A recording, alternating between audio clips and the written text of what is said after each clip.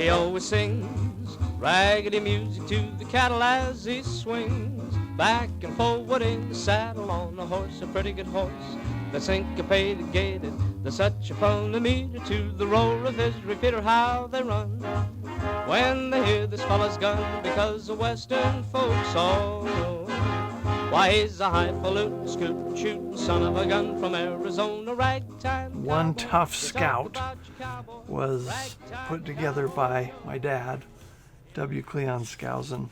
So there's some fun genealogy in here. Royal, whose name was always shortened to Roy, was one tough scout. His father, Willard Skousen, was a contractor and built roads using horses and mules to smooth the dirt. Willard had a new contract to build a road in Mexico and tried to save money by dividing his resources.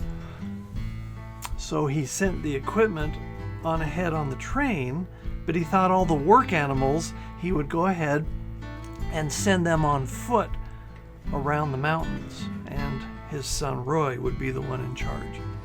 So he had a great deal of confidence in his son. Roy was 18 years old when they started this trip from Baja California across the uncharted Sierra Madre Mountains. Traveling with him was his brother Alonzo, who was 16 years old, and 3 or 4 Mexicans. Their job was to safely lead a herd of horses and pack mules to their new job site. Now, Roy had 2 favorite mottos in his life. Make your word as good as your bond. When you start a job, finish it. So, the story of one tough scout.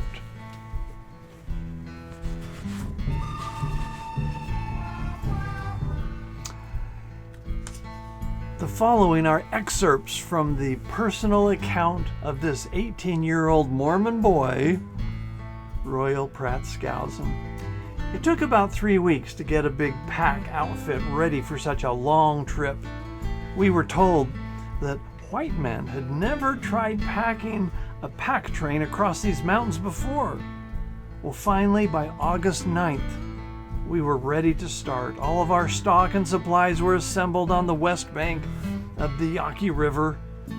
But due to heavy rains in the mountains, the river had spread out a half a mile wide. Sport and I were to lead the way into the river so that the horses and the other mules would all follow. Now, Sport was a sorrel horse, my horse, weighing in at about 1,300 pounds. He was tops wherever you wanted to use him, and I thought he was the best horse in the world. With a prayer in my heart, we plunged into the muddy waters 3/4 of a mile upstream from the landing on the other side. Most of the horses and mules followed Sport, but some were stubborn.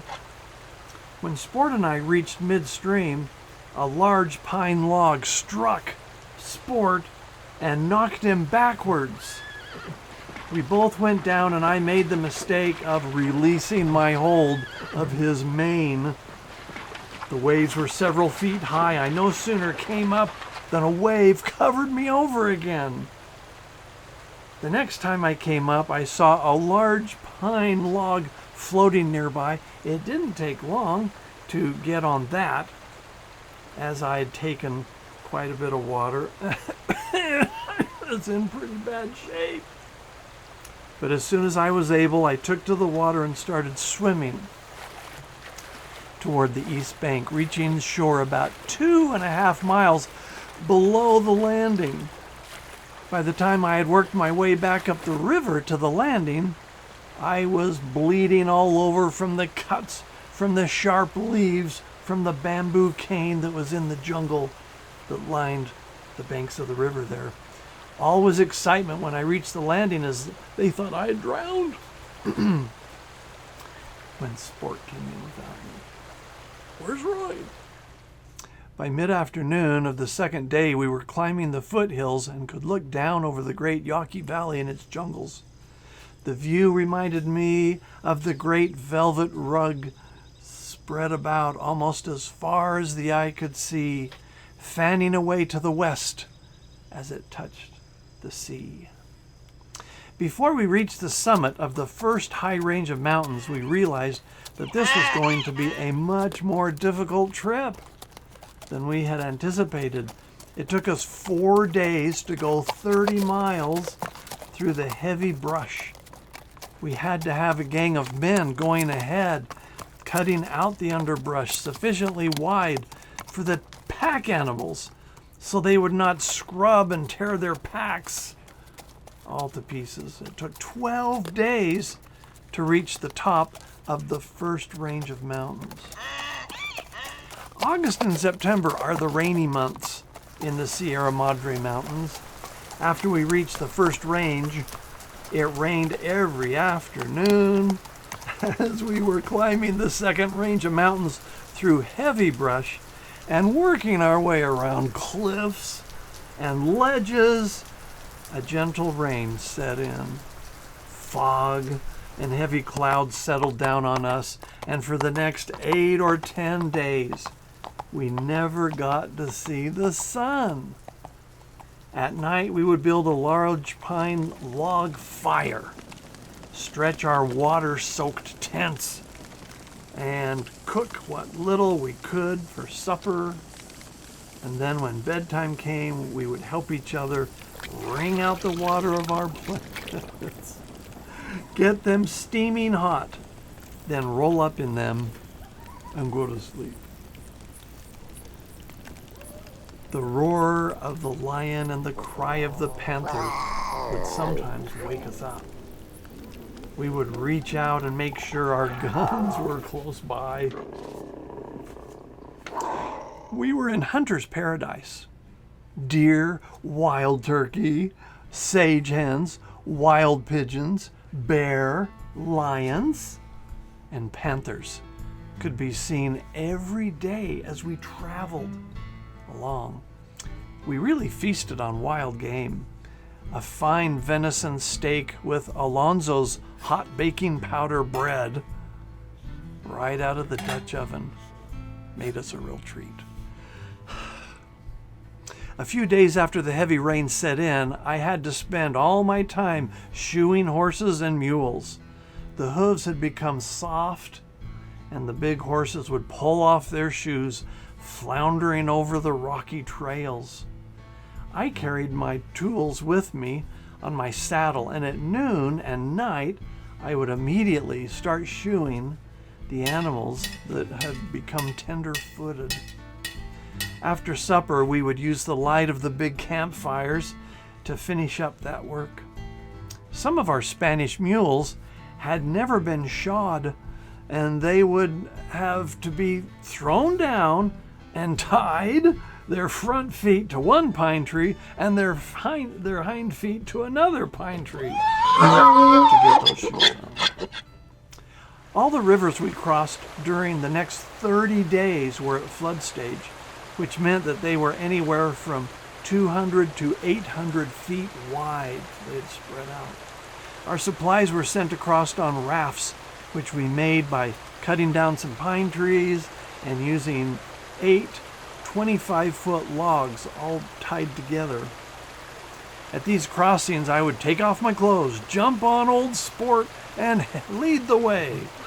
Sometimes we would drop in all over, but I would just hold tight to his mane, and up he would come and take me safely to the other side. At one crossing, which was only about 4 feet deep, we tried to take the stock across without unpacking them.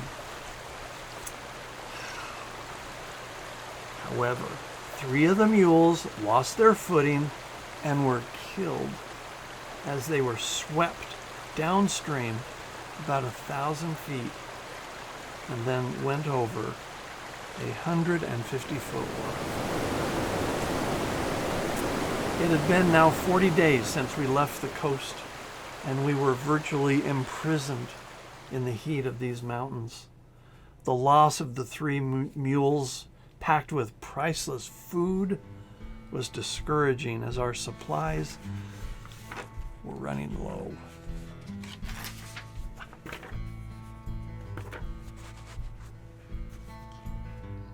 It seemed as though each high range of mountains would be the last, and that we would see some lower country.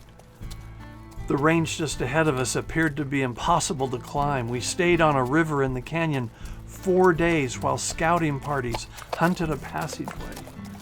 After 2 days' work with pick and bars, we managed to make a trail close along the high cliffs and ledges. Even so, the trail was so narrow that the pack animals could barely squeeze by.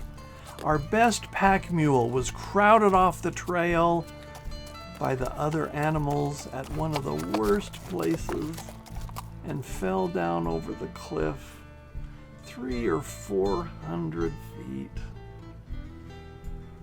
There was nothing we could do except make certain he was dead. So I shot him 3 or 4 times. He was packed with 100 pounds of flour, 50 pounds of salt, and a lot of canned fruit. The stuff was strewn all down the cliff, and it was impossible to get it. Instead of finding lower mountains when we reached the summit, there stood before our eyes an even higher range with cliffs and ledges 300 to 1,500 feet high and reaching as far as we could see in both directions. With our food supplies running so low, I can well remember how sick it made me feel. In later years, when I visited the Grand Canyon in Arizona, I thought to myself, this is the only mountain country in the United States that looks anything like the Sierra Madre Mountains of old Mexico. At least when we did finally reach the summit of the very highest range, we broke into shouts of joy as we saw much lower mountains ahead of us. It was now 2 months since we had left the coast. We had been forced to pool our supplies and each day rationed them out. We had used up all the horseshoe nails and shoes. When we started, we had, in addition to a lot of tough little Spanish mules, 25 head of fine horses. All of them were matched teams. Now we only had 3 of these horses left. I had been forced to kill the rest when they bruised their feet and got what is called the rot hoof. As we got out of the mountains, we had hoped to travel faster, but it was impossible on account of the tender-footed stock. By the time we reached lower country, I dropped behind with my 3 horses, who were so lame they could not keep up with the party. After traveling along slowly for 3 days, sleeping in my saddle, blankets, and listening to the pitiful groans of those poor animals, I could not make up my mind to kill them. I still hoped to find some ranch where I could leave them. They would look up to me as if to say, "Please do something to stop this pain." I finally decided to wait only 1 more day. If at the end of 1 more day's traveling I had not found a ranch, I determined to kill them or leave them where there was plenty of grass and water. But when morning came, one of the horses could not travel. It was my faithful and devoted friend Sport. With tears rolling down my face, I pulled the trigger that ended the life of the greatest horse I ever owned. I knelt down by his quivering body and stroked his head and mane. As life was leaving this noble creature, he had never failed me. In those treacherous waters, in those deep canyons, a great friend and a faithful servant had gone to his rest. Then I mounted my saddle horse and started out with the only 2 prize horses that remained out of the original 25. I turned in the saddle to get one last look at Sport. There he lay, in a soft grassy spot shaded by cedar and scrub pine, peacefully resting from his life's work that had been so nobly done. Late that afternoon, I found a small ranch in the center of a beautiful cedar valley, and there I left my other 2 lame horses. It took 2 days hard riding to bring me up to the main company again. A short time later, a rescue party found us. When we had been gone 2 months, Father and the other contractors had sent out a search party, but they had returned to Durango without finding a trace of us. After 2 weeks, they were successful. We had just finished our noon rations when they came riding into camp. It was a glorious day for us, and we didn't attempt to go any further that day. They had brought 4 mules loaded with food, so we cooked ourselves a big meal and listened to all the news from the outside world. We were a hard-looking bunch when Orr and his party found us. No food, our best horses all dead, the rest lame and hardly able to walk, our clothes in rags. We made slow progress on down to the city of Durango. George Orr was as wild and rough as they come. Not content to smoke, chew tobacco, and drink whiskey himself, he had tried many times while we were building the railroad on the Yaqui River to get me to smoke.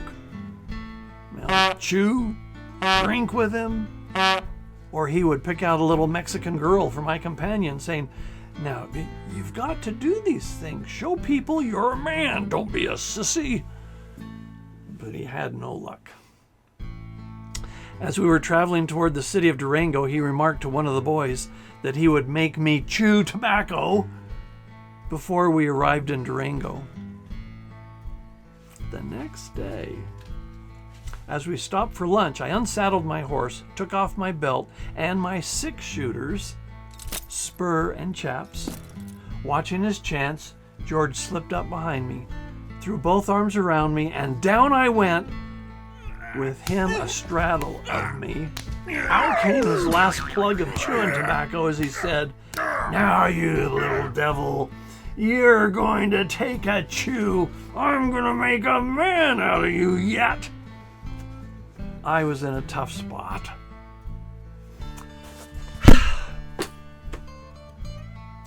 I said, "Well, George, it looks like you're going to win at last, and I'm going to have to chew some of that dirty stuff that even a hog wouldn't eat.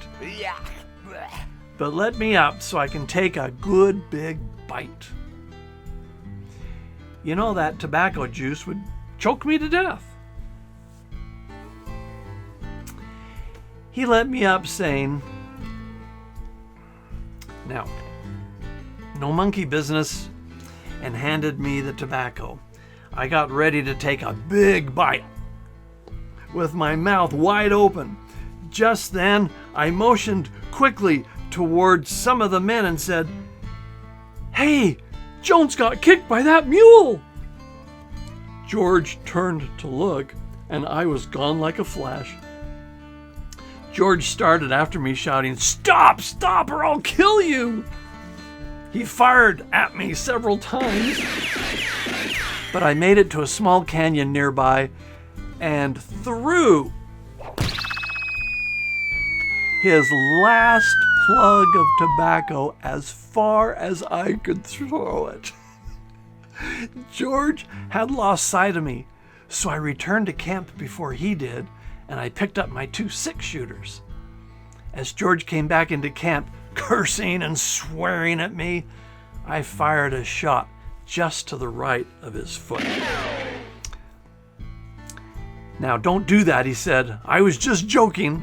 I fired another shot on the other side of his feet. And I said, "George, start dancing.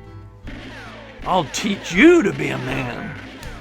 George began hopping and dancing and swearing and pleading as I peppered the ground with shots Finally, when he was all out of breath, I stopped. He was more respectful of me after that happened. But he suffered a lot before he got another plug of tobacco. I would ride alongside of him now and then and say, "Well, George, how are you feeling?" The answer was always the same: "Shut up." It was a great day when we finally came into headquarters just south of the city of Durango. All hope of our being alive had long since been abandoned, as everyone thought we had been killed by the Yaqui Indians. Thus concluded an unusual and exciting adventure for this 18-year-old boy. It was scouting in its toughest and most challenging and rugged form. It was scouting in real life. This boy had to be tough to come through alive, and ever since I first heard of him, I have always had the greatest affection and respect for him. He was my grandfather, Royal Pratt Skousen.